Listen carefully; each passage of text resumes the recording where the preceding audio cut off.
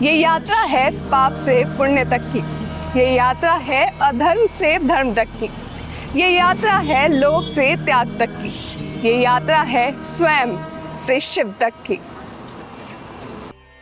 हमें प्यारे हैं भगवान शिव और शिव को प्यारा है सावन, क्योंकि सावन महीने में ही भगवान शिव के भक्त मीलों तक पैदल यात्रा करके उन्हें प्रसन्न करने के लिए और विष्णु पुराण की माने तो उनकी पीड़ा को कम करने के लिए भगवान शिव का गंगा जल से जलाभिषेक करते हैं। देश के लगभग हर कोने से, चाहे उत्तर प्रदेश हो या राजस्थान, मध्य प्रदेश हो या महाराष्ट्र या फिर देश का अन्य कोई राज्य, श्रद्धालु कांवड़िए मन में ढेर सारी श्रद्धा लिए निकल पड़ते हैं इस अलौकिक यात्रा के लिए।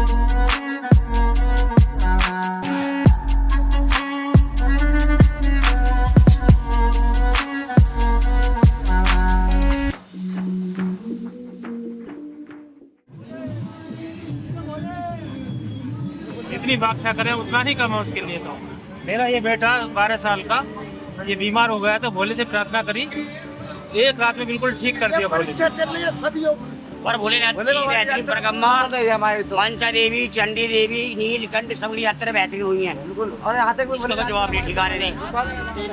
बारिश में धूल के हुई, हर एक काम बढ़िया हुई, सब काम बढ़िया। सब हमारी कृपा आगे तक और देखो सब भंडारे भंडारे लगे आए, सब ने भंडारे करे, माता रानी उसको सबको देवे। सब बहुत ध्यान रख रहे हैं हमारा। पाप इनके पड़ा है, प्रसाद तो मिलेगा, जो झेलेगा वो गले लगेगा। अपन शंकर भगवान। मुझे तो भोले 20 साल हो गए। अच्छा, 2005 से आ रहा हूँ मैं, कुलीपुरा ग्रेटर नोएडा से। अब तो 2025 में आने लगे। पहली बार आए हो? मैं 2005 से आ रहा हूँ। यात्रा कैसी रहती है? ये साल हो गए देखते देखते। बिल्कुल बेस्ट है, बिल्कुल बेस्ट। अच्छा, उसके नाम पे चलो, कोई प्रॉब्लम होनी ही नहीं है।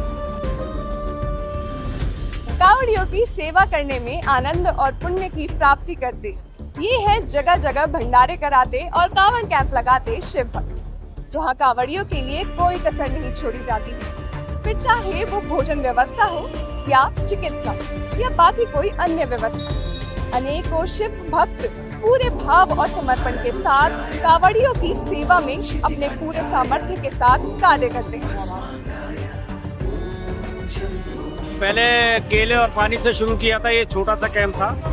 आज ये इसमें सभी श्रद्धालुओं की वजह से बहुत बड़ा, लगभग यहाँ पे 200 से 300 आदमी रुकने का प्रबंध रहता है यहाँ पे। मैं इंजीनियर हूँ, मैकेनिकल इंजीनियर हूँ और बॉम्बे की कंपनी में काम करता हूँ। लगभग 30 साल से उसी कंपनी के साथ जुड़ा हूँ, लेकिन इस 60 दिन के अंदर कंपनी की तरफ से ही परमिशन रहती है इस काम को करने के लिए। कांवड़ यात्रा के बहाने लोग बाग सेवा कर पाते हैं, एक अंदर अपना भाव जगता है। जरा आधे घंटे भी अगर इस काम को कर लेगा तो उसको पता लग जाएगा धर्म क्या होता है।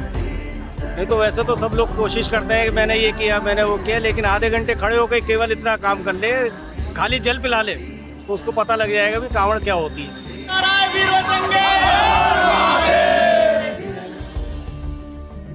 सावन महीने में होने वाली इस खास यात्रा का महत्व धार्मिक ही नहीं बल्कि साइंटिफिक भी है। वो कैसे, आइए जानते हैं।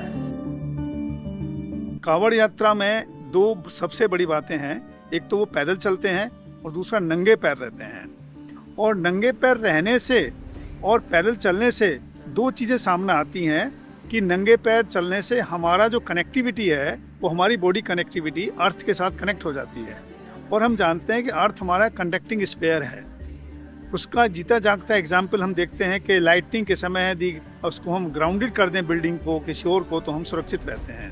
तो कांवड़ यात्रा के दो बेसिक पहलू हैं जो मैंने अपने अध्ययन में पाया है कि एक तो इसमें हमारा फिजिकल फिटनेस आती है। जब वॉक करते हैं लंबे समय तो हमें स्वेटिंग आती है दूसरा, इस समय का जो हमारा भोजन की शैली है और भोजन की करने की जो प्रक्रिया है वो इस तरह की रहती है कि हम नेचुरल फूड लें।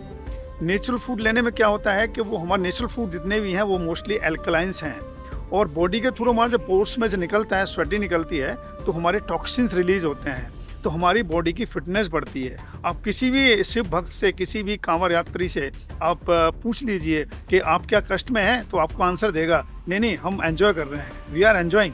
दूसरा, कांवड़ यात्रा में पानी के पात्र भरकर चलने की प्रक्रिया है, एक प्रोसेस है। जब हम पानी के लेके चलते हैं तो जो सूर्य की किरणें पड़ती हैं, लाइट पड़ती हैं, और उससे जो किरणें निकलती हैं वो भी हमारी बॉडी पर पड़ती हैं। इस एक्सपेरिमेंट को सबसे पहले हमारे देश के नोबेल लॉरेट सीवी रमन ने प्रूव किया। सीवी रमन ने ये किया, बताया कि जब लाइट पानी में पड़ती है, जो पानी से निकलती हैं, उनकी वेवलेंथ चेंज हो जाती है, इट मीन्स उनका कलर चेंज हो जाता है। तो उसमें कुछ नॉइज़ जो होते हैं पानी में गिरने के बाद उस वेवलेंथ की वो नॉइज़ भी हमारी रिलीज हो जाती हैं और हमें हमारी पॉजिटिव एनर्जी मिलती है। तो पानी का लाना भी हमारे लिए एक पवित्र है। स्पेशली पानी जो भरकर लाते थे कांवर के फॉर्म में, पहले हम मिट्टी के या कांच के बर्तन में लाते थे। हमें पता है कि जितने भी इलेक्ट्रोमैग्नेटिक वेव्स हैं, वो इलेक्ट्रोमैग्नेटिक वेव्स पानी में या पत्थर में रुकती नहीं हैं। यदि हम मेटल के पात्र में लाते हैं, स्टील के पात्र में लाते हैं, कॉपर के पात्र में लाते हैं, वो इतना लाभकारी नहीं होता है।